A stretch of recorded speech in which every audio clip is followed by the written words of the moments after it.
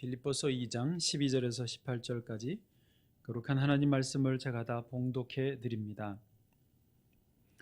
그러므로 나의 사랑하는 자들아, 너희가 나 있을 때뿐 아니라 더욱 지금 나 없을 때에도 항상 복종하여 두렵고 떨림으로 너희 구원을 이루라. 너희 안에서 행하시는 이는 하나님이시니 자기의 기쁘신 뜻을 위하여 너희에게 소원을 두고 행하게 하시나니 모든 일을 원망과 시비가 없이 하라.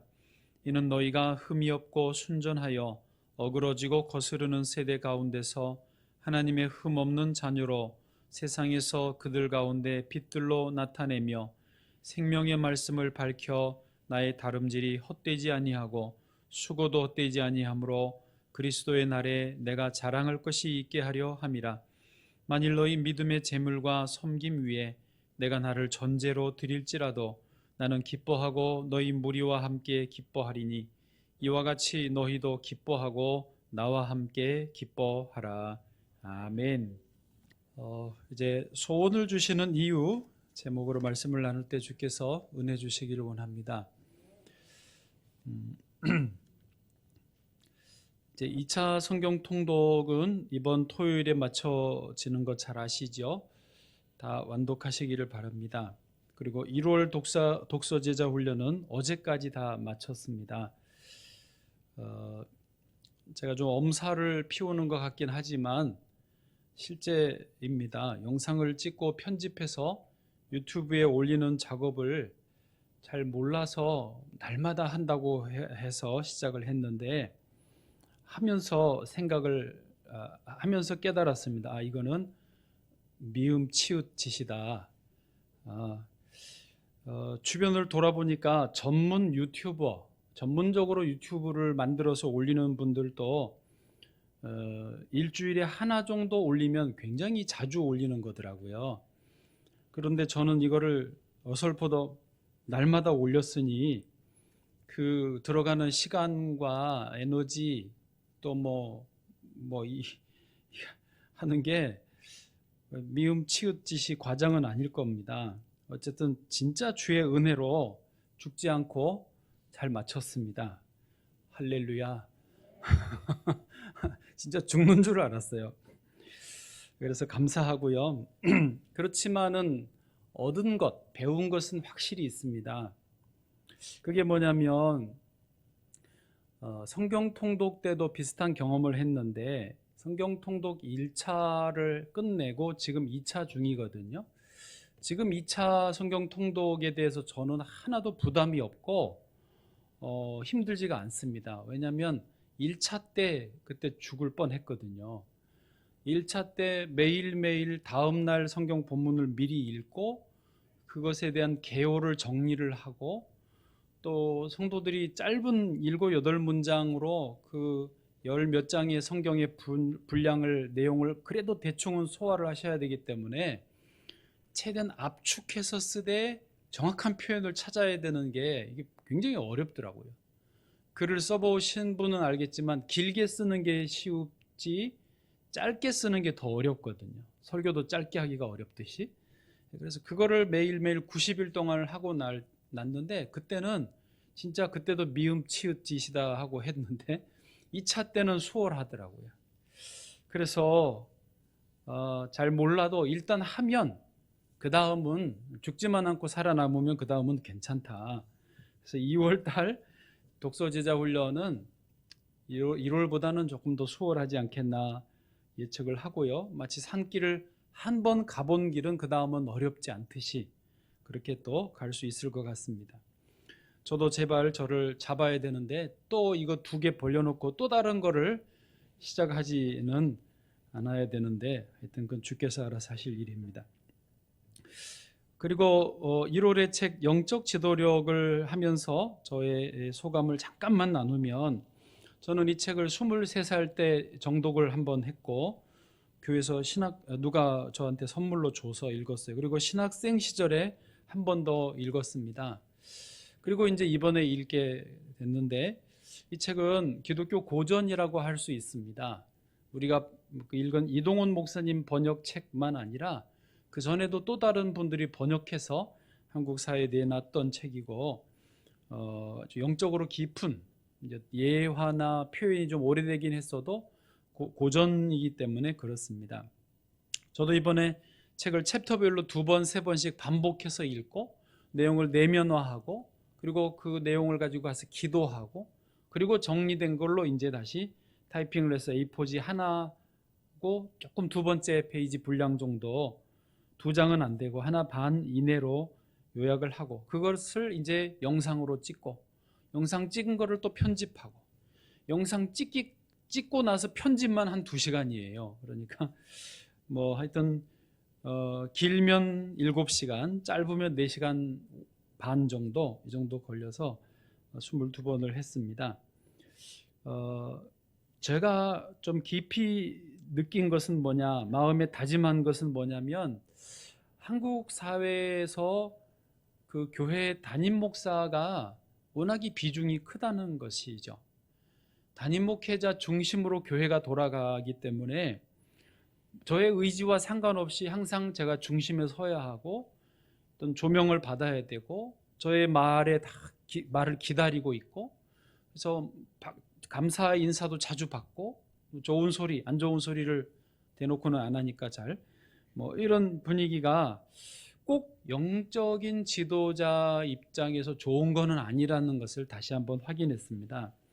그래서 제가 담임 목회자로서 할 일, 역할은 더 충실하게 하겠지만 저의 중심에서 꼭 벗어나서 주님 중심으로 가야 되겠다라고 하는 것을 다짐을 했고 저는 철저하게 돕는 사람, 보조자, 낮은 사람의 저의 위치를 고수해야 되겠다를 한번 다시 하게 됐습니다.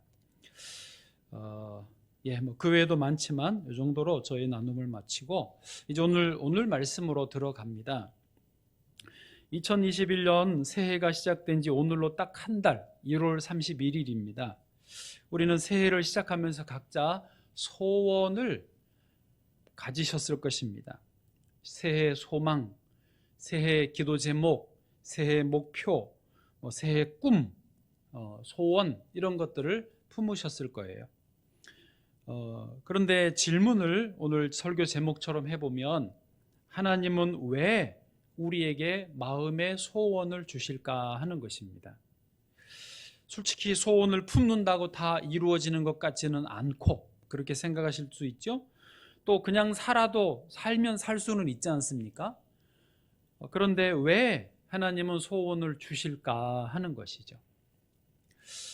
아마 우리 중에는 이미 이 한 달 동안 마음의 소원을 품고서 열심히 한 달을 달려온 분들도 있으실 것입니다. 그런데 또 반대로 어떤 분들은 새해가 시작됐지만 그때만 잠깐 송구영신 신년 이렇게 했지만 정확한 소원을 기도 제목 목표를 정하지 않고 늘 살아오던 대로 그냥 그렇게 또 한 달을 살아온 분도 있으실 것입니다. 이런 분들 중에는 꼭 2020년 12월 31일이나 2021년 1월 1일이나 어제와 오늘 다를 게 있나 하면서 없어도 사라지더라 라는 생각, 혹은 소원을 가졌지만 기도 제목으로 기도하고 달렸지만 이루어지지 않더라 라는 부정적인 경험이 있어서 그냥 없이 지내는 분들도 있으실 것입니다. 그렇지만 오늘 분명히 말씀을 드리지만 소원은 없는 것보다는 있는 게 100번 낫습니다. 반대로 말해서 없으면요, 목표나 기도의 제목이 없으면 손해를 많이 봅니다. 성경에서 잠언에서 분명히 말합니다. 잠언 29장 18절, 묵시가 없으면 백성이 방자히 되거니와. 아멘. 여기 묵시라는 단어는 비전이라고 번역을 하는 것입니다. 그렇게 돼 있거든요. 그래서 비전, 꿈이 없으면 백성이 방자히 된다라고 분명히 말씀을 합니다.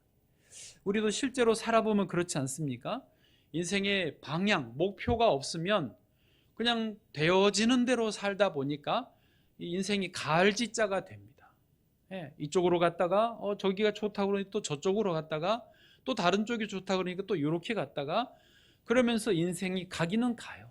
그렇지만 그러면 방자해 된다라는 거죠. 표현상으로. 우리도 이제 그러면 대충 살게 되고 막 살게 되고 뭐 아무렇게나 살게 되는 그런 인생이 됩니다. 그렇기 때문에 목표가 있어야, 소원이 있어야 의미가 있고 재미도 있고 열매가 있게 됩니다. 시간을 낭비하지 않고 에너지를 소모하지 않고 하루하루를 천천히 가도 올바른 방향으로 갈 수 있다는 것이죠.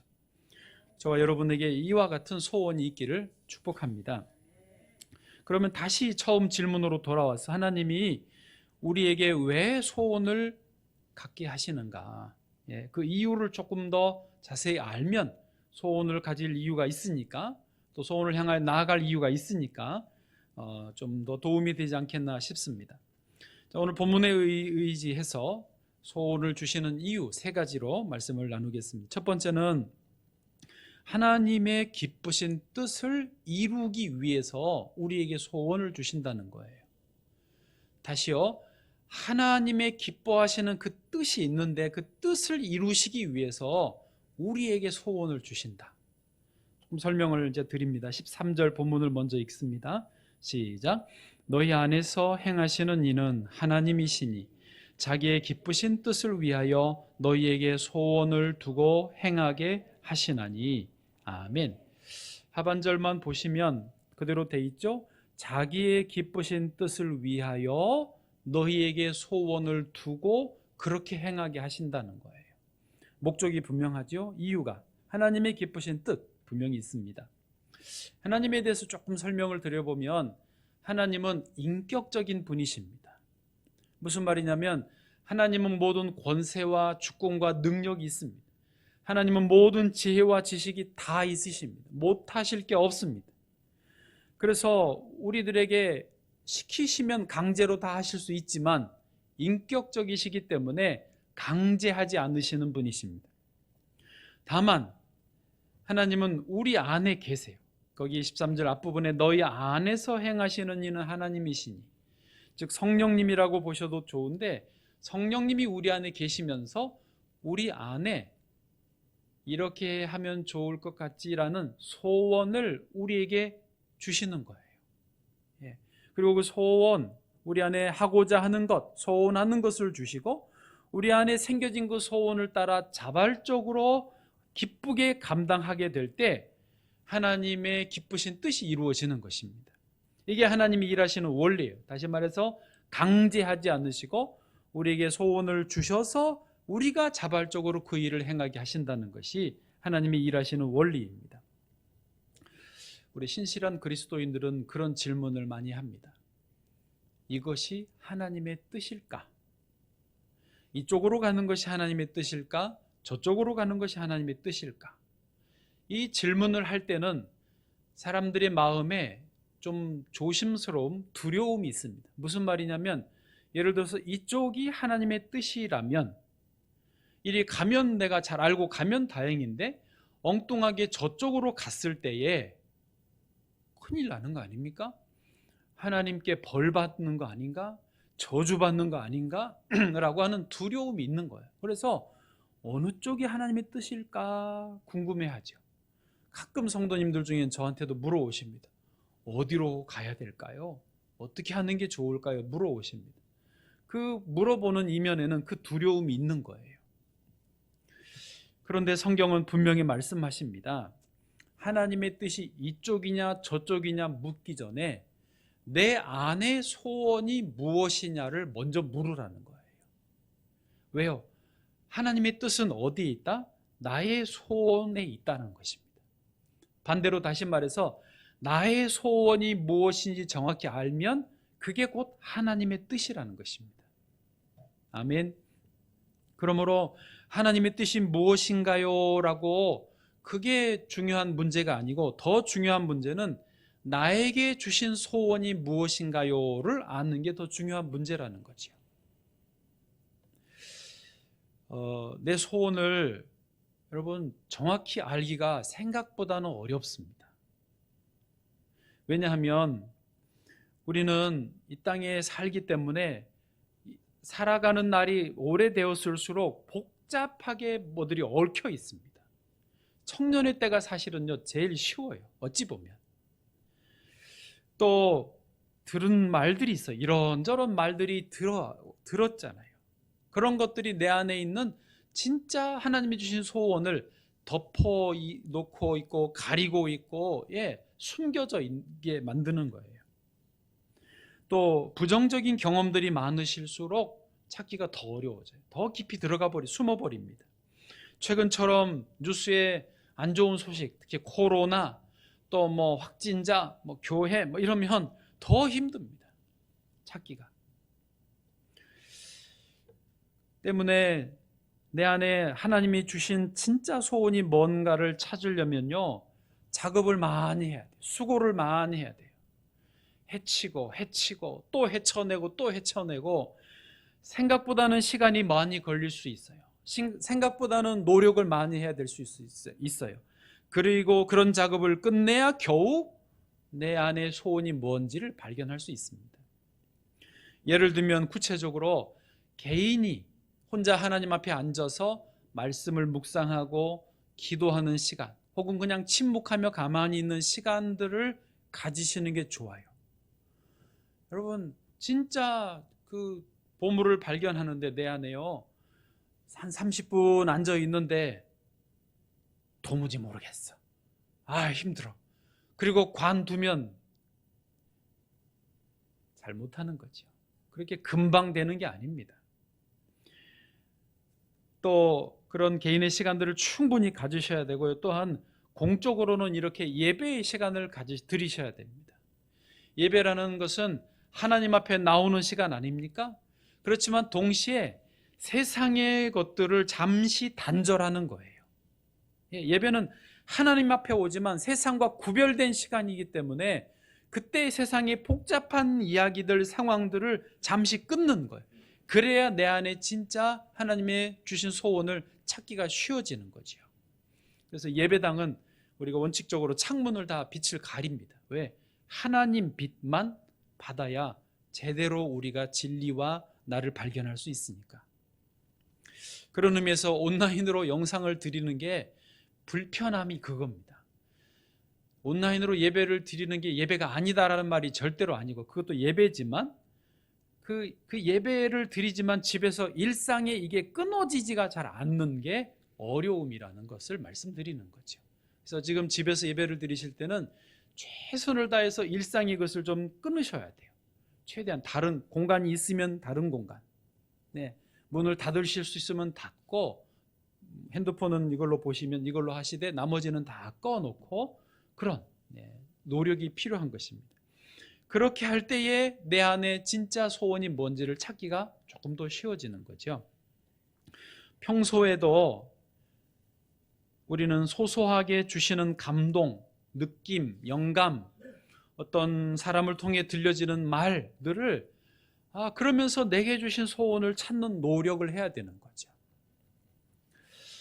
예수님의 어머니 마리아가 그렇게 하였던 것입니다. 누가복음 2장 19절에 보면요, 마리아는 이 모든 말을 마음에 새기어 생각하니라. 아멘. 예수님 어머니 마리아는요, 아기 예수님을 이제 낳고 자기도 정신없지만 베들레헴 목동들이 와서 천사가 들려준 말을 목동들이 전해 주었어요. 그 말을 아직 자기도 이제 출산해서 정신없는데 그 말을 새겨서 들은 거예요. 그 말을 마음에 새기어 생각하니라. 앞으로 당신의 몸에서 나온 이 예수님이 그냥 평범한 인생이 아니시로구나.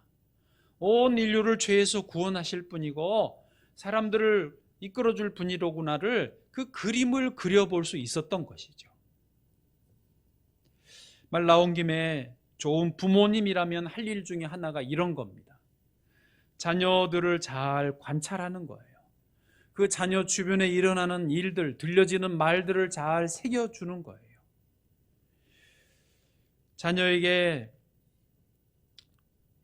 어떤 성격이 있는지, 어떤 자녀가 관심을 두는지, 무슨 소질이 있는지, 무엇은 전혀 분야가 안 맞는지를 잘 봐야 됩니다. 좋은 부모라고 막 강제하고 억지로 학원을 보내고 억지로 공부를 시키고 막 이렇게 밀어붙이는, 그게 잘하는 게 절대 아닙니다.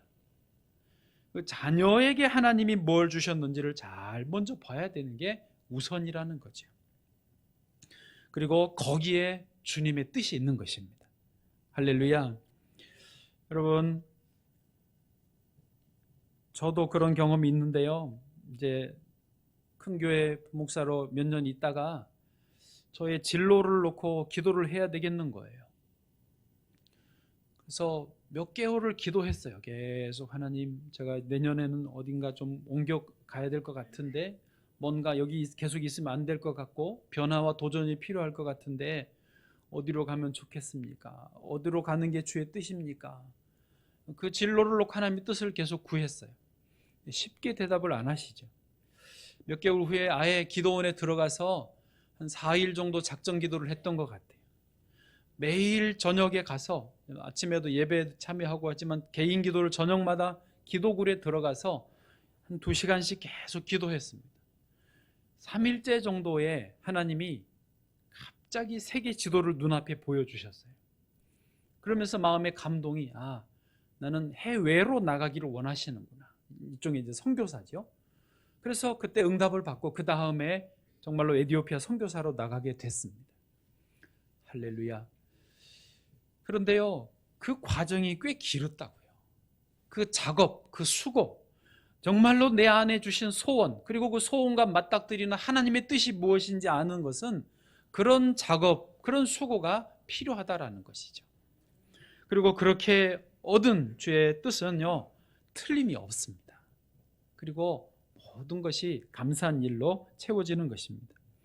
여러분, 올해에, 아니 내 인생에 하나님이 무엇을 내게 소원으로 주셨는가, 그 소원과 함께 이루시기를 원하는 하나님의 기쁘신 뜻이 무엇인가를 꼭 확인하시기를 축복합니다. 두 번째로 소원을 왜 주시는가? 어두운 세상에 빛을 비추기 위해서 우리에게 소원을 주신다는 것입니다. 다시 말합니다. 이 세상이 어두워요. 그런데 우리가 이 빛을 좀 비춰야 되겠기에, 그냥 빛을 비춰라 이게 아니라 뭔가 우리에게 소원을 주시고 소원을 이루어가는 과정을 통해서 빛이 비춰지게 한다는 것입니다. 일단 성경 본문 확인합니다. 15절 같이 읽어요. 시작. 이는 너희가 흠이 없고 순전하여 어그러지고 거스르는 세대 가운데서 하나님의 흠없는 자녀로 세상에서 그들 가운데 빛들로 나타내며. 아멘. 앞뒤로만 잘라서 그냥 연결해서 읽으면 이는 너희가 빛들로 나타내며예요. 그들 세상 가운데 빛들이 되기 위해서라는 거죠. 중간에 표현들이 있습니다. 확인해 보면 너희는 이제 그 그리스도인들이죠. 흠이 없고 순전해야 된다는 것이고, 흠이 없고 순전하기 때문에 세상은 어떤 세상이냐? 어그러지고 거스르는 세상입니다. 그래서 흠이 없고 순전한 주의 자녀들은 빛의 자녀들이고, 미안하지만 세상은요, 어그러지고 거스르는 세대, 세상이 어둠 속에 있는 것입니다. 그러므로 이 하나님의 흠없는 자녀들이 어두운 세상에서 빛들로 나타내줘야 된다는 것이죠. 우리는요, 원하든 원하지 않든 이 세상에서 빛을 비추는 역할을 감당해야 됩니다. 아멘. 어둠 속에 있는 세상은요, 빛을 필요로 합니다.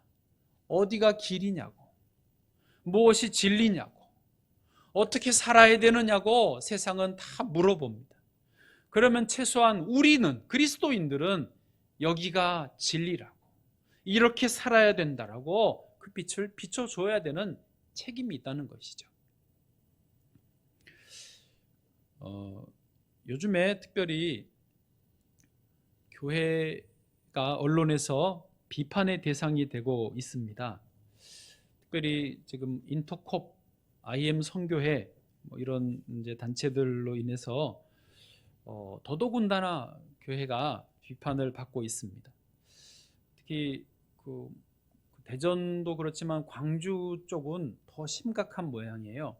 저희 동기 목사님들이 그 단톡방에 광주를 위해서 기도해달라고 요청을 보내왔습니다. 보니까 실제로 뉴스에도 이제 기숙학교를 운영했던 그런 교회 확진자들이 나오면서 동네 주민들이 계란을 그 교회 벽에 던지는 장면들이 뉴스에 나왔습니다. 여러분, 계란을 던졌다라는 말은 교회가 증오의 대상이 됐다라는 뜻입니다. 최소한 그분들에게는요. 아주 상황이 심각한데, 이제 이런 것이 자꾸 언론에 나오는 게 또 목사님들은 불편하신 거죠. 다 그런 건 꼭 아니지만, 그래서 또 어떤 목사님들은 언론이 너무 편파적이라고 불만을 터뜨립니다. 왜 교회만 그렇게 막 못 잡아먹어서 안달이냐고 합니다. 저는 좀 죄송하지만 최소한 오늘 본문 말씀의 관점에서 볼 때는 이것은 편파적이라고 볼 수 없습니다. 객관적으로 저도 느낌상, 저도 목사다 보니까 교회 이야기만 나오면 예민해져서 불편하고 좀 편파적인 것 같다라는 느낌이 있을 수 있지만, 그러나 냉정하게 말해서 편파적이라고 볼 수는 없습니다. 이유가 뭐냐 하면, 결론적으로 말하면 세상이 그만큼 교회에 대해서 기대감이 컸기 때문이죠. 교회는, 그러니까 세상이 보실 때 교회는 세상과 똑같으면 안 된다라고 보는 거예요. 오히려 교회는 더 잘해야 된다라는 기대감이 있는 거예요. 오늘 본문처럼 세상은 어그러지고 거스르는 곳이지만 그리스도인들은 흠이 없고 순전해야 되는 거지요. 세상은 어두움 속에 헤맬지라도 그리스도인들은 빛을 비춰줘야 되는 것이죠. 그런데 오히려 뉴스에서 바이러스를 전파하는 곳이 된다고 하니까 다 조심하고 있는데, 교회에서는 서로 합숙하면서 막 초등학생들에게도 전파된다고 한다고 그러니까 이게 더 부정적으로 비춰지는 거예요. 쉽게 표현해서 편파적이다 이를 따질 때 이제 이렇게 말합니다. 요양병원에서 확진자가 나올 때는 요만큼 정도로 말하고, 교회에서 확진자가 나올 때는 이렇게 말하면 이제 편파적이라고 말하는 거죠. 객관적으로는 편파적일 수 있어요.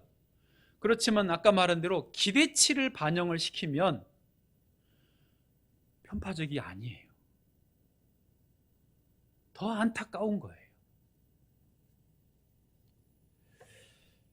그러면 지금 이때 우리가 무엇을 하면 좋겠습니까? 언론은 왜 편파적이냐라고 막 항의하고 따져야 되겠습니까? 교회가 한번 힘을 보여줘요? 이렇게 하는 게 좋겠습니까? 그냥 아무것도 할 수 없다, 쥐 죽은 듯이 엎드려 있자, 이 또한 지나가리라, 가만히 있는 게 좋겠습니까? 둘 다가 아니죠. 우리는 우리의 해야 할 일을 해야 되는 것입니다. 우리 해야 할 일이 무엇입니까? 빛을 비추는 것입니다.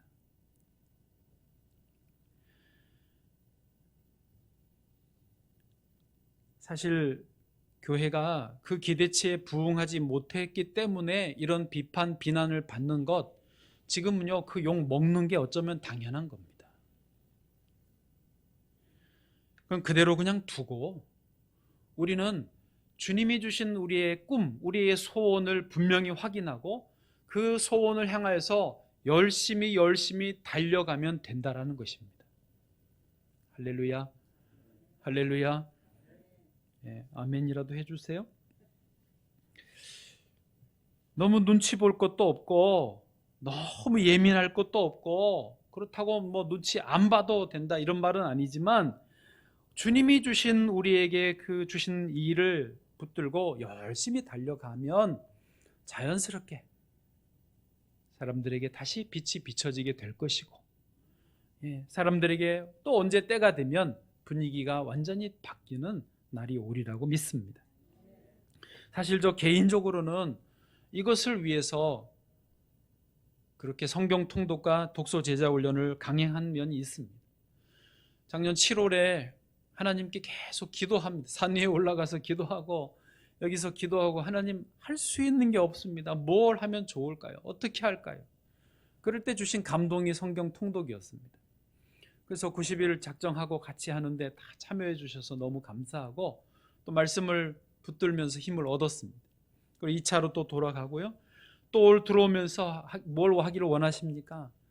같이 책을 읽으면 좋은데 어떻게 할 수 없으니까 유튜브 온라인으로 하면 좋겠다 해서 지금 이렇게 미웃치웃했지만 그래도 죽지 않고 살아서 감당을 했습니다. 어떤 목사님들은 코로나 때가 돼가지고 요즘에 조금 시간 여유가 많대요. 예배가 줄고 신방이나 교회 활동이 줄어드니까 시간 여유가 많다 그러더라고요. 부럽긴 합니다만은 저는 더 바쁩니다. 아주 더 쉴 틈이 없고 더 체력 막 소진이 됩니다. 그래도 저는 저에게는 이게 맞습니다. 여러분, 우리 성도님들도 사업하시는 분들, 장사하는 분들 손님 없고 사업 기회가 더 많이 줄어들었습니다. 청년들 취업 기회가 진짜 줄어들어서 어려워졌습니다. 그래도 주님이 주신 소원을 향해서 열심히 달려가야 될 줄로 믿습니다.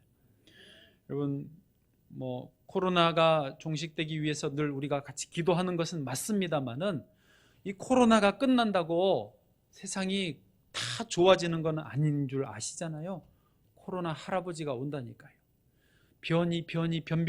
변이가 또 온다니까요. 벌써 왔습니다. 그러므로 상황이 좋아지면 뭔가 하리라라고 하는 전제 조건을 달면 안 됩니다. 로마 시대 더 심한 박해 속에서도 그리스도인들은 자기들의 일을 했어요. 빛을 발했어요.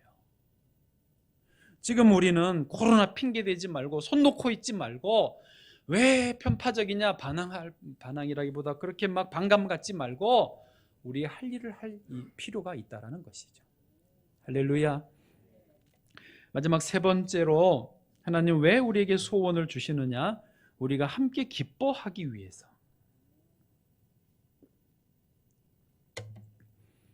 함께 기뻐한다는 것은요, 그냥 기뻐한다는 말보다 100만 배 더 좋은 말입니다. 정말이에요. 오늘 본문 17절 같이 읽어보겠습니다. 17절요, 같이 시작. 만일 너희 믿음의 재물과 섬김 위에 내가 나를 전제로 드릴지라도 나는 기뻐하고 너희 무리와 함께 기뻐하리니. 아멘. 바울이 이렇게 말합니다. 저 뒷부분에요. 나는, 그러니까 너희 빌립보 교인들이 소원을 향해서 믿음으로 달려갈 때 자기도 기뻐하고 너희 무리와 함께 기뻐하겠다라고 표현합니다.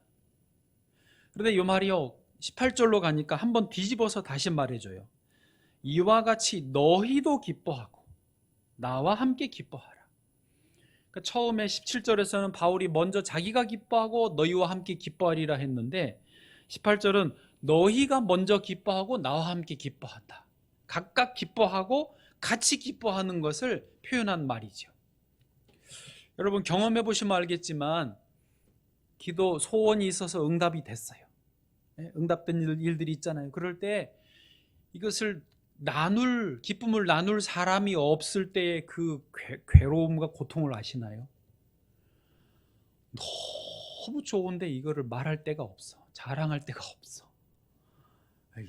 또 말하면 자랑이라고 그러고 시기질도 하고 싫어하니까 또 힘든데 또 말할 수도 없고 그러니까 어디 할 데가 없어요. 그 고통을 아십니까? 그래서 괜히 금식에 차가지고 이렇게 막 머리 한다고 그랬잖아요. 누가 좀 알아줬으면. 그 알아주는 사람이 없는 게 고통이에요. 근데 바울은 분명히 말하죠. 그 소원을 이룰 때의 기쁨을 나와 함께 누리고 나도 너희와 함께 기뻐하기를 원한다라는 표현이에요. 그래서 그냥 기뻐한다기보다 함께가 100만 배 좋은 말이에요. 저는 목사로서 정말 보람을 느끼고 기분이 좋을 때가 언제냐면 성도님들이 기도 제목이 응답되었다고 연락 오실 때, 뭐 합격했다고, 뭐 승진했다고, 뭐 애 낳았다고, 뭐 로또 당첨됐다고는 한 번도 없지만 하여튼 됐다고 연락이 오면 저는 진짜로 기쁩니다. 제가 늘 공개적으로 말했죠. 좋은 일 있으면 연락할 때가 두 군데밖에 없어요. 부모님하고 목사하고. 형제들 간에도 이게 쉽지 않아요. 눈치를 보면서 말해야 돼요. 어쨌든 저한테 연락해 주셔서 저는 너무 감사하고 그런 걸 들으면 진짜요. 너무너무 좋아요. 막 이런 데서 막 같이 이야기하고 싶은데 그건 이렇게 수위 조절을 하면서 살살 봐가면서 해요. 그게 쉽지가 않은 거예요. 그게. 어쨌든 마치 부모님은 자기 자식이 좋은 일 있으면 그렇게 좋아하시는 것처럼 그 기쁨을 함께 누리기를 원한다는 것이죠. 심지어 한 걸음 더 가서 17절에 보니까 바울이 앞에서 만일 너희 믿음의 재물과 섬김 위에 내가 나를 전제로 드릴지라도 라고 표현합니다. 뭐냐면 빌립보 성도들이 믿음으로 소원을 이루기에 나아가는 중에 자기가 필요하면 자기를 전제로 다 쏟아 부어 주어도 나는 좋겠다라는 거예요. 부모님들의 마음 아닙니까? 여러분, 이렇게 소원을 이루어갈 때 우리가 함께 기뻐하고 하나님도 기뻐하시는 줄 믿습니다. 그것이 자꾸 미루지 말고 매일매일 이 기쁨을 누리는 우리가 돼야 되겠습니다. 92세 할머니의 조언이 그거예요. 어디 할머니인지는 모르지만 하여튼 92살 때 이렇게 말하시더라고요. 야야, 너 늙으면 제일로 억울한 게 뭔 줄 아냐? 뭐가 제일 억울하겠어요? 주름살? 에이, 아니요. 돈? 그거 좋지. 근데 그것도 아니요. 이 할미가 진짜 억울한 건 나는 언제 한번 놀아보나. 그렇게 평생 살았는데 할머니 욕하셨어요. 지읒 니을. 이제 좀 놀아볼라 치니 몸뚱아리가 말을 안 듣네. 그게 억울하시대. 그리고는 뭐라고 더 하시냐면 야야, 나는 마지막에 웃는 놈이 좋은 인생인 줄 알았다. 우리 신앙으로는요, 단소승자, 최후에 웃는 사람이 승리자예요. 신앙으로는 그런데요, 삶에서는 그렇지 않다라는 거죠. 근데 자주 웃는 놈이 좋은 인생이었다. 항상 기뻐하라고 주님 그러셨잖아요. 그래서 이 땅에 사는 동안 여러분 소원을 향하여 달려가는 하루하루를 주 안에서 기뻐하시고 그것을 나를 위해 기도해주고 나를 이해해주는 분들과 함께 기쁨을 나누는 그 기쁨을 누리며 살아라는 거죠. 할머니 마지막 한마디 더. 젊은 사람들 말 많기로 타이밍인 것이요. 이분이 충청도인지 전라도인지 알 수가 없어요. 인생 너무 아끼고 살지 말어. 꽃놀이도 꼬박꼬박 댕기고 이제 보니까 웃는 것은 미루면 돈처럼 쌓이는 게 아니라 다 사라지더라. 여러분, 어른들 말을 잘 들어야 됩니다. 우리가 코로나를 지내면서 예배에 대해서 다시 생각을 해보게 되는데요. 우리가 예배를 너무 공간에 가두어 두었다라는 것을 깨닫습니다. 쉽게 말해서 우리 예배 드린다라고 그러면 그냥 딱 떠오르는 게 예배실, 공예배 시간이 떠오르지 않습니까? 이게 우리에게 있는 예배에 대한 어떤 고정관념입니다. 예배는 공간에, 하나님이 공간에 갇히시는 분이 아니에요. 우리는 어디서든지, 예배실뿐만 아니라 지금 이렇게 가정에서도 혹은 일터에서도 지하철에서도 운전하시면서도 얼마든지 주님과 함께 예배 드릴 수 있습니다. 아멘. 그것처럼 지금 있는 곳에서 지금 이 코로나라 예배를 못 드린다 그러면 내 인생, 내 신앙, 내 어떤 모든 과정이 멈췄다 기다리지 마시고 지금 예배를 공간에 못 드리는 이 상황이어도 어디서든지 예배 드리면서 소원을 향해 달려가기를 축복합니다. 바울은 그런 의미에서 달려간다라는 표현을 2번이나 썼어요. 빌립보서에서. 한번 보시면 빌립보서 3장 12절 끝부분만 읽으면 오직 내가 그리스도 예수께 잡힌 바 된 그것을 잡으려고 어떻게 해요? 달려가노라. 14절 표대를 향하여 그리스도 예수 안에서 하나님이 위에서 부르신 부름의 상을 위하여 달려가노라. 여러분 지금 바울은 어디 있는지 아십니까? 로마의 감옥에 갇혀 있습니다. 그런데도 달려간다라고 표현하는 것이 의미가 있지 않습니까? 우리가 코로나 때문에 갇혀 있는 것 같아도 우리도 역시 달려갈 수 있다라는 것을 보여주는 것이죠. 무엇을 향하여서요? 꿈을 향하여서, 소원을 향하여서 달려가십시오. 우리는 이미 구원받은 백성들입니다. 오늘 본문 12절에 그냥 지나갔지만 구원을 이루라라고 되어 있는 표현은요, 그 구원 칭의, 이제 막 예수 믿고 구원받는 그 칭의를 이루라는 말이 아니고 성화를 이루라는 뜻입니다. 이미 이제 비유하면 대학에 입학할 때 장학생으로 4년 전액 장학생으로 입학한 거나 마찬가지예요. 그냥 전액 장학금을 다 지급하신다고 보장받았어요. 그렇지만 그럼에도 성화를 이루라는 말의 뜻은 그래도 B학점 이상 정도는 내라. 학점을. 그 정도는 해야 계속 장학금을 받는다. 이런 조건 정도지요. 예, 전액 장학금 합격할 정도면 B학점은 일도 아닙니다. 한 75점 맞는 거는. 여러분, 하나님은 우리를 이미 주의 백성으로 삼았고 이 어두운 세상에서 왕 같은 제사장으로 세워주셨습니다.